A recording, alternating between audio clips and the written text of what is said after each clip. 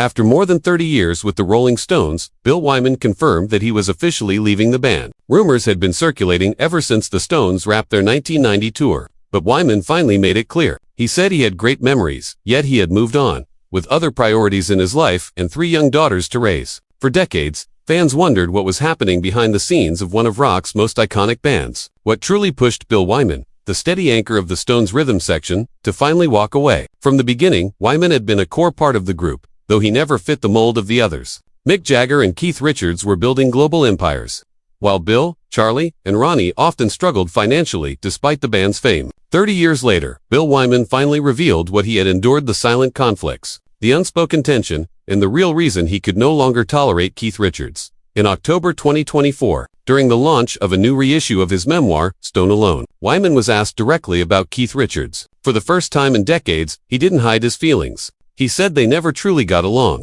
There was no resentment, but he refused to pretend there had been harmony. He described a moment when Brian Jones and Keith simply ignored him at a bar, a familiar pattern that stretched across years. According to Wyman, his exit wasn't about age or pursuing a different path. It was the repeated, subtle dismissiveness from Keith Richards, which slowly erased his place in the band he'd helped form. Wyman had already told the band, nearly 2 years earlier, that he wanted out. They still exchanged Christmas gifts, but he admitted he had no desire to see Keith again. From someone who shared the stage with Richards for 3 decades, that sentiment carried real weight. In the studio, Wyman had been sidelined, left out of credits, and cut from decisions. In the original edition of Stone Alone, he described the early Stones as a democratic band led by Brian Jones, a version of history that clashed sharply with Keith's later memoir, which placed the creative course solely with him and Mick. Wyman said he didn't leave because he lacked passion for music. He left because he couldn't take the situation anymore. His bass parts were sometimes replaced without notice. Decisions were made without him, and he often felt invisible even while playing live. For more than 30 years, he kept quiet,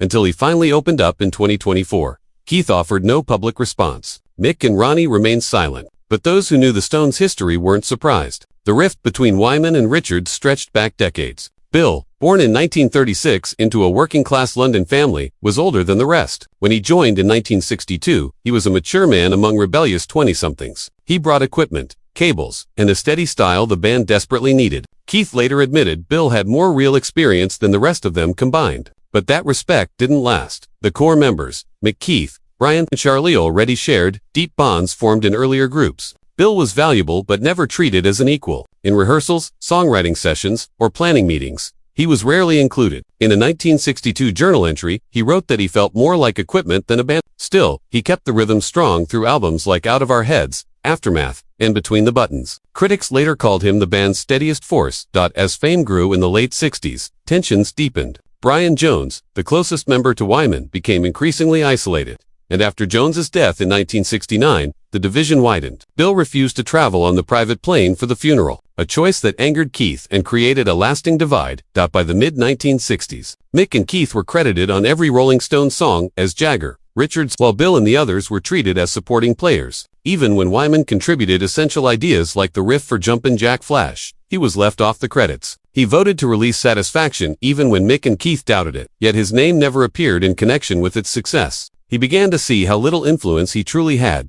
In a 2024 interview, Wyman revealed that by the mid-1990s, during a tense break between Mick and Keith, he had fallen into $200,000 of debt. Meanwhile, Mick and Keith stayed wealthy through songwriting royalties. Bill said he made about 1/10 of what they earned, despite doing the same tours, recordings, and promotion. He wasn't lazy, he was simply excluded. He had no voice in meetings, album decisions, personnel changes, or tours. In a 1991 interview, later released in 2020, he clarified that he wasn't excluded from decisions. He was never even invited to stay afloat. He worked on books, photography, and small projects, while Mick and Keith kept earning from old songs. Wyman never sued for royalties or demanded retroactive credit. He believed the Rolling Stones had once been a band, not a corporation, and the shift toward business over music slowly pushed him away. By the late 80s and early 90s, those feelings had reached a breaking point. At recording sessions, he would show up prepared but spend hours waiting, only to find his bass parts already recorded by Keith or guest musicians. During the massive Steel Wheels Urban Jungle Tour, Bill felt like a hired player. He was handed schedules and travel plans, but excluded from decisions about production, sound, or set lists. He played every show, but the band operated without his input.